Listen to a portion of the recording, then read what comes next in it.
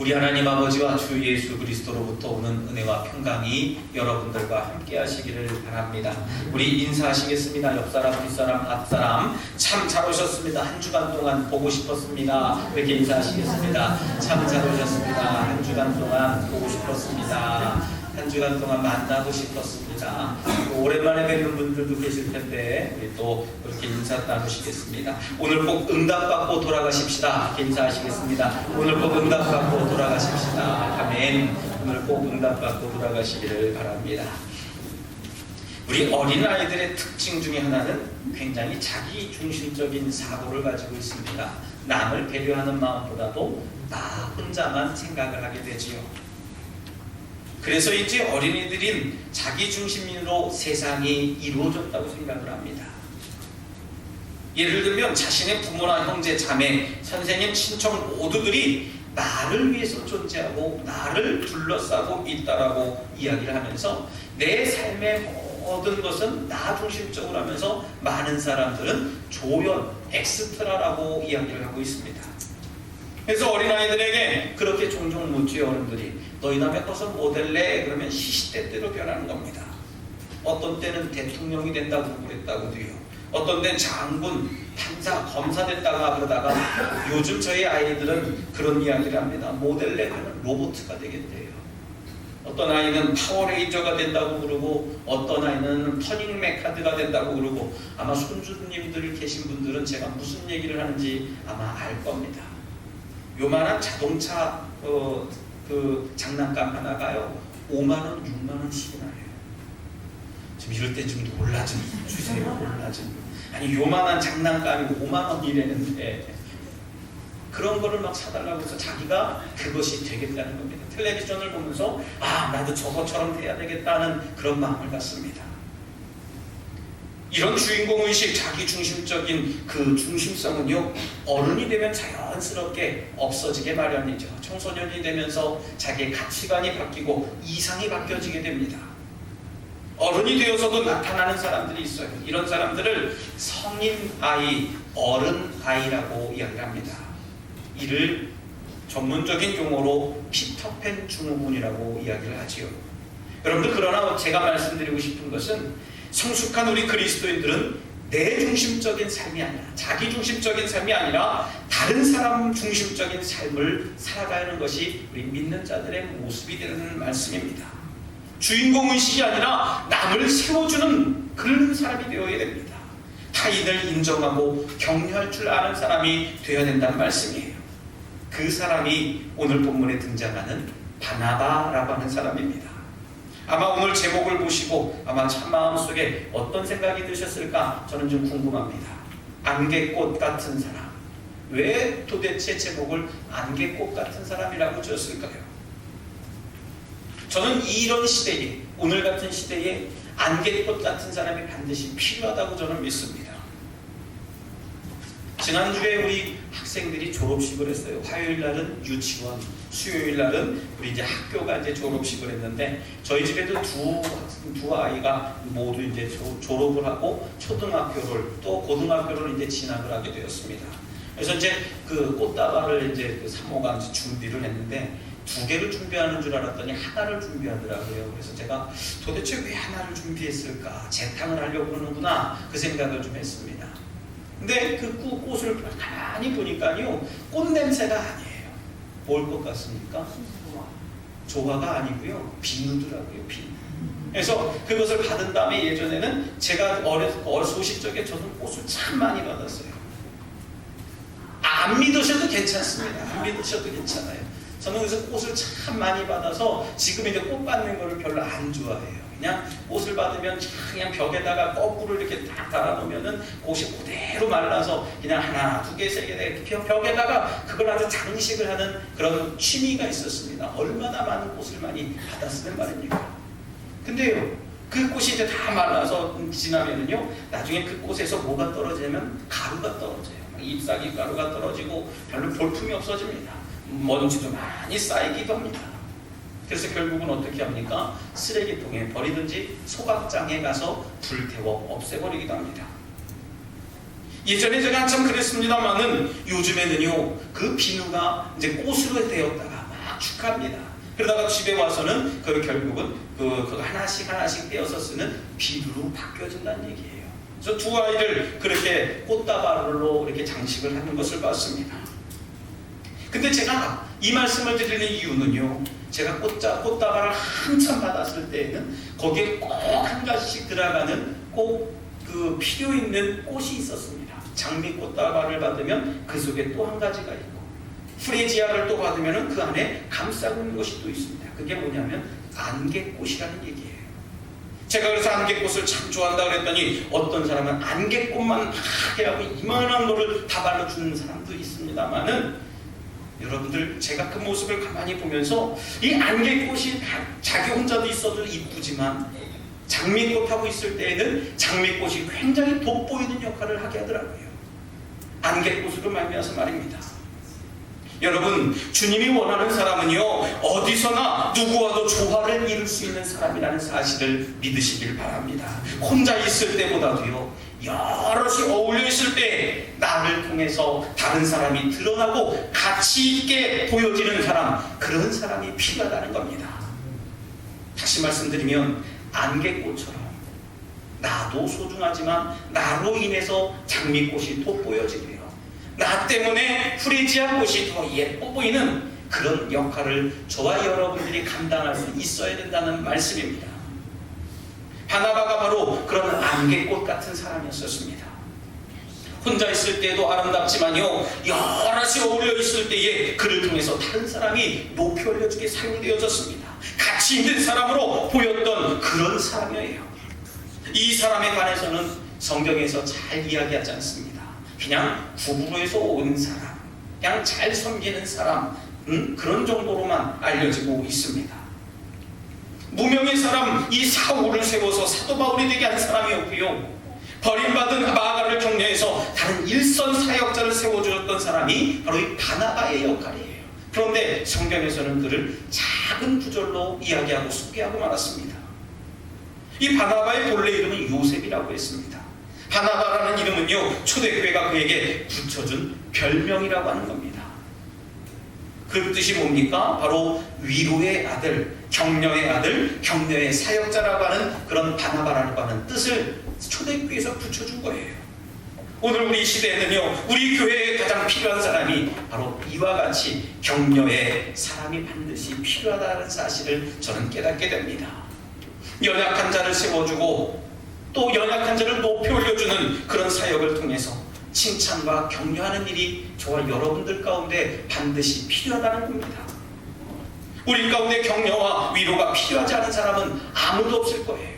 저 역시 여러분들의 격려를 바라보고 또 격려를 받고 힘을 얻어서 살아갑니다. 물론 하나님이 격려해 주시고 하나님이 칭찬해 주시고 하나님이 인정해 주시는 걸로 만족합니다만은, 여러분들이 그래도 격려해 주시고 힘 주실 때에 그걸로 인해서 내가 사랑받고 있구나 라고 하는 그 힘을 가지고 다시 일어서서 살아가는 겁니다. 여러분, 격려는 지친 사람을 일으켜 세워주는 역할을 하는 겁니다. 열심히 있는 사역자들에게는요, 더 큰 힘과 추진력을 발휘할 수 있도록 그 힘을 주는 겁니다. 격려는 죽은 사역자들을 또 살려내주는 역할을 가지고 있는 줄 여러분들 믿으시길 바랍니다. 혹시 여러분들 10여 년 전쯤에 베스트셀러의 책 중에 칭찬은 고래도 춤추게 한다 라는 책을 여러분들 아마 제목만이라도 들어보셨을 거예요. 그렇죠? 저도 한두 번 정도 이 제목을 소개해 드린 적이 있는데, 이 책이 쓰여진 배경은 그렇습니다. 책의 저자가 휴가 중에 돌고래 쇼를 보게 돼요. 어디든 워터파크에 가서 돌고래가 쭉 떠올라서 그냥 묘기를 부리고 공놀이 하는 것을 봅니다. 그 거대한 돌고래가 신나게 묘기하는 것을 보면서 많은 사람들이 돌고래 쇼를 보고 웃기도 하고 박수도 쳐주고 환호성을 지릅니다. 감탄했어요. 근데 이 책의 저자는 그런 생각을 합니다. 나도 내 수하에 부하 직원이 몇 명 있고 내 가정에 가면 우리 자녀들도 2명씩 기르는데 정말 저들이 말을 안 들어서 너무 힘들고 지치는데 어떻게 말도 통하지 않는 저 동물하고 짐승하고 어떻게 이렇게 교제를 하면서 돌고래가 내 말을 잘 듣고 저렇게 잘 따르는 것일까 궁금하게 여겼어요. 그래서 그는 조련사를 찾아가게 됩니다. 조련사를 찾아가서 어떻게 하면 그럴 수 있느냐 하면서 조언을 얻게 돼요. 도움을 얻고 놀라운 통찰력을 얻게 되고 이 지혜로 회사와 가정을 꾸려나가게 되는 것이 이 책의 내용이라는 거예요. 그가 얻은 놀라운 통찰력은 이렇습니다. 제일 먼저는요, 이 돌고래는 신뢰가 형성될 때까지 말을 듣지 않는다는 얘기예요. 누구의 말도 안 듣는데요. 신뢰가 형성될 때까지 자꾸 경계하고 저 사람이 나를 어떻게 할까 자꾸 주위를 맴돌고 반대로 하기도 하고 자꾸 그런데요. 여러분들, 우리 또한 사람을 세우고 또 사람을 키우기 원한다면 저와 여러분들 가운데 인내심이 있어야 된다는 말씀입니다. 인내심을 가지고 신뢰가 형성될 때까지 온전히 기다릴 줄 아는 믿음이 있어야 된다는 얘기예요. 두 번째로는 잘한 일에 초점을 맞추라는 얘기입니다. 잘못한 일은 빨리 다른 행동으로 유도를 해서 이 조련사가 돌고래를 진심으로 사랑하고 칭찬하고 격려할 때의 고래는 사람의 마음을 놀랍도록 정확하게 이해하고 있다는 얘기예요. 표정만 봐도 조련사가 지금 화가 나구나, 조련사가 지금 나를 열심히 참고 있구나, 나를 격려하고 있구나, 배려하고 있구나, 이 짐승이 먼저 안다는 얘기입니다. 세 번째는요, 그 과정을 칭찬하라는 얘기입니다. 우리는 오랫동안 잘못했을 때 지적받고 꾸중 듣는 그런 문화 속에서 살았어요. 꾸중 아니면 칭찬, 이 둘 중에 하나입니다. 학교에서도요, 상 아니면 벌, 이렇게 우리 유교적인 문화 속에서 살았습니다. 그래서 다른 사람이 잘하는 것을 열심히 관찰하고 찾아와서 칭찬하고 격려하는 이 축복을 우리가 잃어버리고 사는 겁니다. 가정에서도 마찬가지예요. 잘했으면 잘했구나, 못했으면 체벌이 따릅니다. 여러분들, 잘한 것을 열심히 잘했다 칭찬하는 것도 중요하지만 못한 것을 나무라고 책망하는 것이 아니라 그것을 잘 오히려 바꾸어서 오히려 더 잘할 수 있도록 격려해주고 배려하는 모습이 우리들 가운데 분명히 필요하다는 거예요. 그러나 동물이든 사람이든요, 칭찬하면 칭찬하는 방향으로 긍정적으로 행동과 인격이 변화되더라는 겁니다. 그 책의 저자가 그렇게 얘기한 거예요.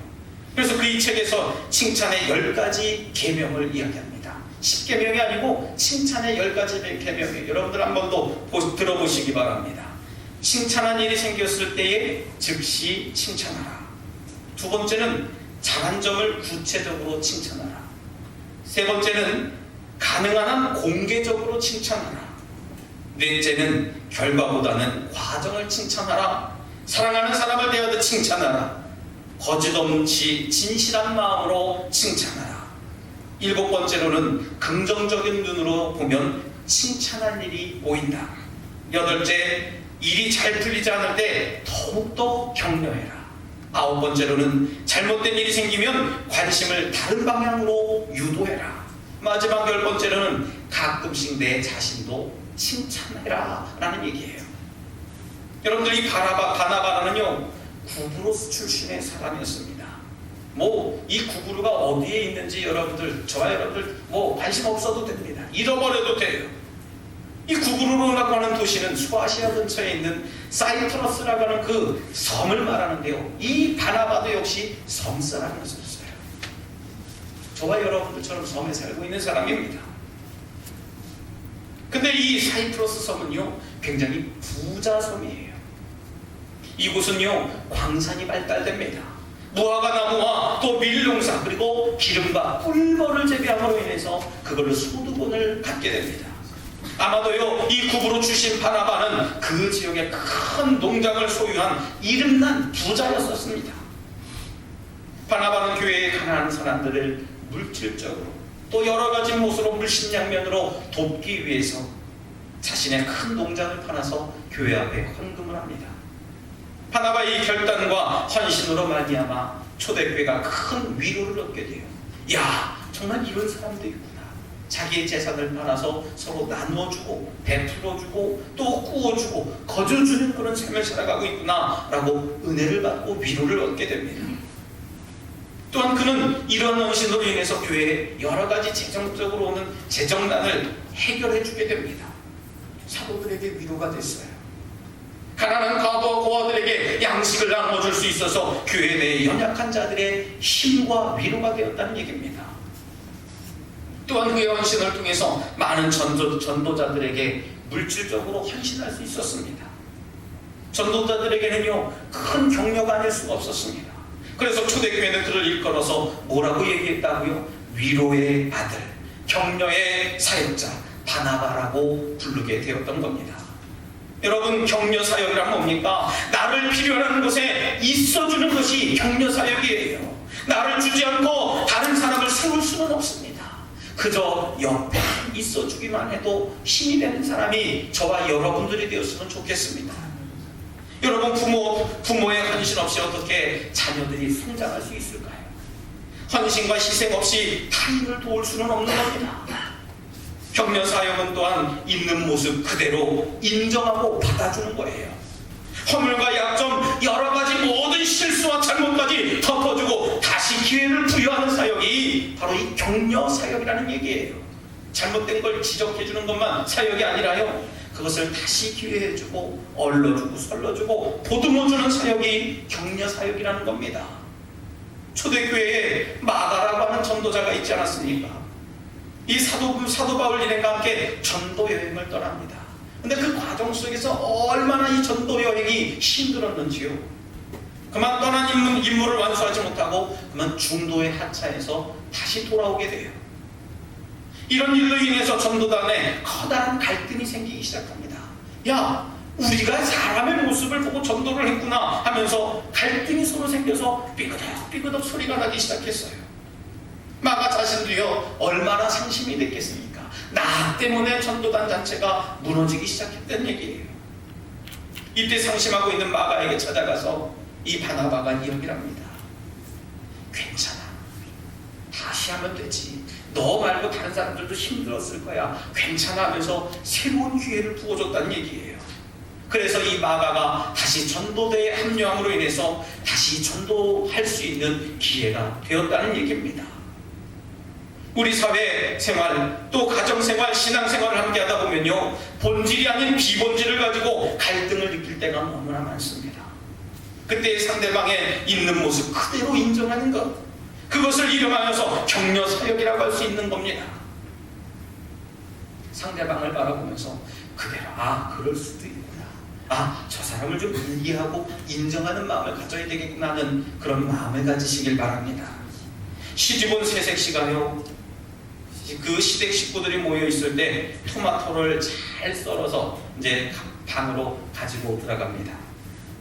늘 시집 오기 전에서 자기 친정에서 하던 대로 그렇게 토마토를 썰어서 거기에 설탕을 솔솔 풀어갖고 아주 맛있게 갖고 가지고 들어갔습니다. 이 시댁 식구들이 그것을 토마토가 왔구나 하면서 입을 딱 찍어서 한 입을 싹 먹더니 욱 하면서 뱉어버리는 거예요. 그러면서 남편이 소리지기를, 토마토에 설탕을 쳐먹는 사람이 어디 있어 하면서 빨리 소금 가져와세요 하고 소리를 지릅니다. 이걸 가지고요, 밤새도록 이 두 부부가 싸움을 하게 됐어요. 토마토에 설탕 쳐먹는 사람이 어디 있냐, 그럼 토마토에 설탕 쳐먹지 뭘 쳐먹냐, 토마토에 소금 쳐먹는 사람이 어디 있냐 하면서 이 일로 두 사람이 갈라서게 됐어요. 뭡니까? 본질의 문제가 아니라 비본질적인 문제로 그만 결별하게 된 겁니다. 끝내 둘은 가정법원에 가서 자소수정을 얘기합니다. 판사가 얘기해요. 왜 그렇게 두 분이 갈등을 겪게 됐습니까? 그러니 남편이 얘기를 합니다. 아니 글쎄, 저 집은요, 토마토에 설탕을 쳐먹는데요, 세상에 그런 집이 어디 있습니까? 토마토에 소금을 쳐먹어야지 왜 설탕을 쳐먹습니까? 라고 얘기를 했대요. 그랬더니 아내가 듣더니 세상에 토마토에 소금 쳐먹는 집이 어디 있습니까? 설탕을 쳐먹어야 맛있죠? 얘기를 했대요. 김연옥 고사님은 뭐 쳐드세요? 그냥 잡수세요? 판사가 한참 듣더니요, 하는 말이 그러더랍니다. 저희 집에서는 그냥 먹는데요. 여러분들, 토마토에 소금을 치든 설탕을 치든 그냥 먹든 무슨 상관이 있습니까? 우리 가운데 가끔 이 비본질적인 문제 때문에 상처받고 서로 용납하지 못하는 할 때가 얼마나 많이 있느냐 하는 겁니다. 여러분들, 저와 여러분들이 그냥 있는 모습 그대로 서로 인정하면서 배려하면서 사랑하면서 살아가시길 주님의 이름으로 부탁드리겠습니다. 격려, 권면 이 단어는요, 헬라어로 파라칼레오라고 하는 말을 쓰게 됩니다. 파라, 옆에서, 칼레오, 소리친다, 이야기한다, 부르짖다, 부른다, 그런 뜻이에요. 그러니까 이 두 단어를 합치면은 옆에서 불러준다, 옆에서 이야기해준다 이 얘기예요. 다시 말씀드리면요, 이 격려라고 하는 것은요, 옆에서 소리쳐준다는 얘기예요. 여러분들 아마 텔레비전을 보셨을 겁니다. 2002년도에 월드컵이 우리 대한민국에서 있었죠. 그때 히딩크 감독을 가만히 이야기를 들어보면은 참 이 히딩크 감독이 유명한 위대한 지도자로 우리들 가운데 지금도 손꼽힙니다. 그때 이 설기현이라고 하는 선수하고 안정환이라고 하는 선수가 인터뷰한 것을 제가 아주 눈물겹게 봤는데요. 이 설기현 선수가 굉장히 몸이 지쳐 있었어요. 왜냐하면 그때는 스트라이커가 거의 없었기 때문에 이 사람 혼자 뛰는 겁니다. 많이 이제 에너지가 소모되어서 거의 다 지쳐가는데 히딩크 감독이 와서 이야기를 하더래요. 너는 세계 최고가 될 수 있어. 정말 너는 잘할 수 있어. 그 이야기를 듣고 힘내 하고선 정말 잘 뛰어서 아주 기적을 일으키지 않았습니까? 또 안정환 선수는 어땠습니까? 페널티킥을 실축을 했어요. 말도 안 되는 거지요. 페널티킥 잘 넣었으면 우리가 그냥 쉽게 이기는 건데 그만 그걸 실축을 했어요. 얼마나 좌절되고 낭망되었겠습니까? 낭망되어서 앉아있는 안정환 선수에게 가서 히딩크 감독이 얘기하더랍니다. 나 너 다시 믿는다. 국민들은 너가 골 넣는 것을 보고 너 그것을 환호하고 너는 기쁨을 줄 거야. 그랬더니 어떻게 해요? 이탈리아전에서 아주 그냥 그 골든골을 해서 세레모니를 하지 않습니까? 여러분들, 이것이 바로 격려와 권면과 칭찬이라고 하는 거예요. 잘하는 사람은 더 잘하도록 격려해주고요, 실수한 사람들에게는 다시 일어설 수 있도록 용기를 주는 그런 사역이 격려의 사역이라는 얘기입니다. 사람들은요, 말 한마디에 용기를 얻어서 일어날 수도 있어요. 말 한마디에 실망하고 낙심해서 넘어질 수도 있습니다. 하지만 여러분들, 이제는